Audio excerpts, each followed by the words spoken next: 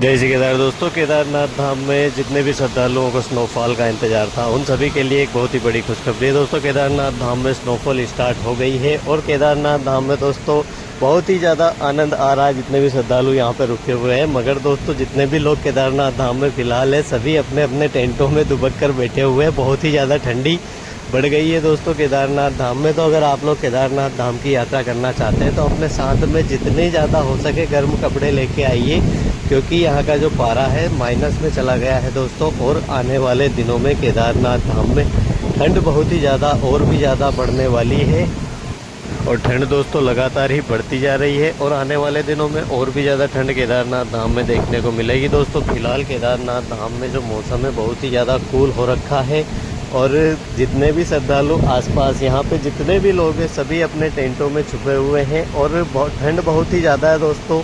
बहुत ही ज़्यादा कड़क मामला हो रहा है केदारनाथ धाम में। अभी आपको दिखाते हैं, ये अभी मज़े ले रहे हैं भाई।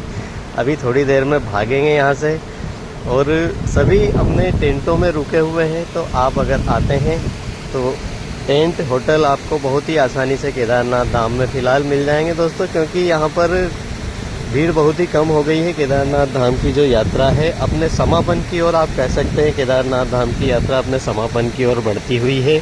तो आने वाले दिनों में दोस्तों धीरे धीरे करके और भी ज़्यादा यात्रियों की संख्या बहुत ही ज़्यादा कम हो जाएगी। तो फिलहाल दोस्तों केदारनाथ धाम में रुकने खाने की कोई समस्या नहीं होगी, पर दोस्तों ठंड का सितम बहुत ही ज़्यादा बढ़ने वाला है। तो केदारनाथ धाम में आपको ठंड बहुत ही ज़्यादा देखने को मिलेगी और प्रकृति प्रेमियों के लिए एक बहुत ही सुनहरा अवसर है कि वह केदारनाथ धाम में आकर स्नोफॉल का आनंद ले सकते हैं।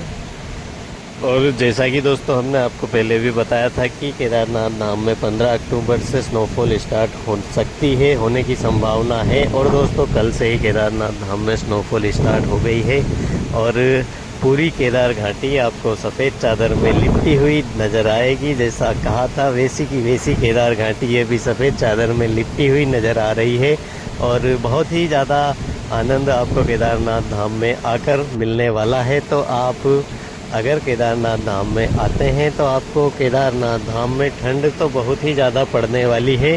फ़िलहाल दोस्तों अगर आप आते हैं तो हो सके बच्चों और बुज़ुर्गों के साथ में आप यात्रा न करें, क्योंकि बच्चों को ऐसे मौसम में बहुत ही ज़्यादा ठंडे मौसम में बीमारियों का खतरा लगातार बना हुआ रहता है। तो आप आइए पूरे फिट होकर केदारनाथ धाम में। केदारनाथ धाम में आने के बाद में यहाँ पे आपको रुकने की कोई समस्या नहीं होने वाली है। फ़िलहाल अगर आप केदारनाथ धाम में आकर रुकना चाहते हैं तो बड़े ही आराम से आपको यहाँ पे होटल टेंट बहुत ही कम दामों में मिल जाएंगे दोस्तों। फ़िलहाल केदारनाथ धाम में आप देख सकते हैं कि स्नोफॉल हो रही है और केदारनाथ धाम में आकर आपको बहुत ही ज़्यादा आनंद प्राप्त होने वाला है। महादेव के दर्शन सीधे गर्भगृह में होंगे। केदारनाथ धाम में अभी परेशानी कुछ भी नहीं है, बस ठंड बहुत ही ज़्यादा बढ़ गई है। तो थोड़ी बहुत देर के लिए हम टेंट से बाहर निकलें और वापस टेंट के अंदर घुसकर टेंट में ही रुकेंगे दोस्तों, क्योंकि ठंड इतनी ज़्यादा है कि यहाँ पर बाहर निकल अभी शुरू में दोस्तों जब ठंड होती है ना उस समय पे बहुत ही ज़्यादा ठंडी लगती है, फिर धीरे धीरे उस चीज़ की आदत हो जाती है। तो जितने भी यात्री यहाँ पर है सभी टेंट में घुस जाते हैं, फिर निकलते थोड़ी बहुत देर के लिए। तो आप भी अगर आते हैं तो आप अपने साथ में गर्म कपड़े, जूते, मोजे दोस्तों 4-5 जोड़ी मोजे आप लेके आइए। सॉक्स, ग्लव्स सारी चीज़ें आपको लेके आनी है।